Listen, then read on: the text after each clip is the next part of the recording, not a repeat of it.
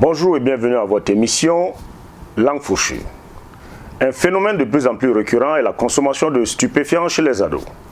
De nos frontières qu'on sait très poreuses, tout passe et s'écoule avec une certaine aisance dans nos villes et campagnes, sous le nez et la barbe des gabelous, des poulets et autres gens merdeurs.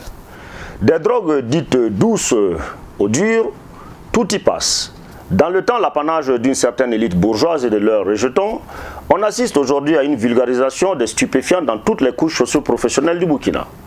Ce qui est désolant, c'est le taux élevé de consommateurs dans le milieu scolaire et estudiantin. Nous nous plaignons à longueur de journée que la qualité de l'enseignement baisse, que nos enfants sont de plus en plus malpolis et dangereux. Eh bien, un petit regard dans le miroir devrait nous mener vers la lumière.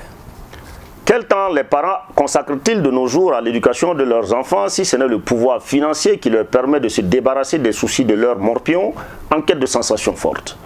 Parce que pour un oui ou pour un non, le parent cède tel un âne au moins petit désir de l'être qu'il dit aimer plus que tout au monde, la chair de sa chair, même si celui-ci va finir prématurément au cimetière ou au cachot.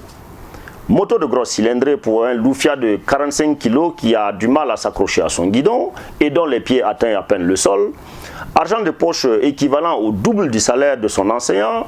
Un androïde de dernier cri pour suivre les merveilles de la bêtise humaine sur Internet dont le forfait est inépuisable. Et j'en passe.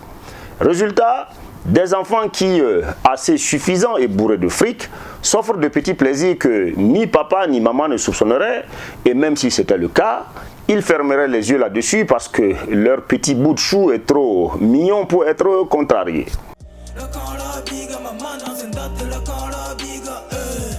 Qui éduque qui à la fin?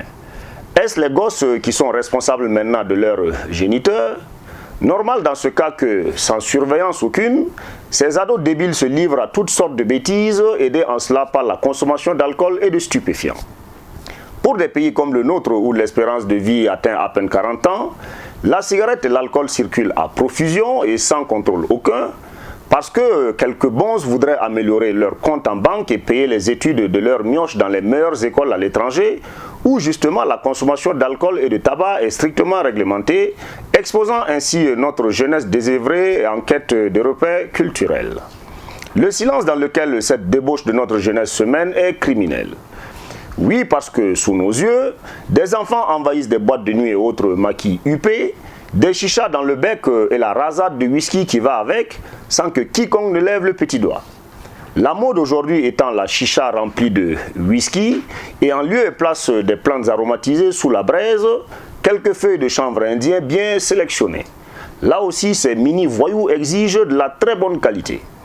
Alors, à passer la semaine à s'enfumer les méninges et à se pourrir le foie de whisky frélaté, normal qu'ils finissent par avoir de la bouse de vache à la place du cerveau. Et la résultante, irrespect envers leurs encadreurs et leurs aînés, sexualité précoce dans une débauche indescriptible, acrobatie sur la voie publique, et le tout aboutissant tôt ou tard à de menus délits, sinon à des crimes. Il faut que les autorités, malgré les efforts qu'elles fournissent déjà, redoublent de vigilance et accentuent les contrôles dans nos universités et établissements scolaires, mais avant tout à nos frontières fermées par Covid-19 aux voyageurs, mais assez perméables à certains produits illicites. Aux parents, gardez un œil grand ouvert sur vos mioches, et si vous les aimez vraiment, ne cédez pas à leur moindre caprice. Parce que comme on le dit, qui aime bien, châtie bien. Je n'ai pas l'habitude de beaucoup féliciter dans cette émission, mais je tire mon chapeau à la gendarmerie nationale et au Gablou pour les saisies records de stupéfiants faites ces dernières semaines.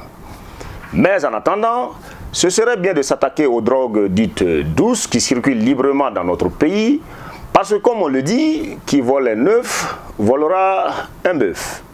Sinon, il n'y aura qu'à recenser tous les élèves et étudiants fumeurs et leur distribuer leur mèche quotidienne de tabac en classe.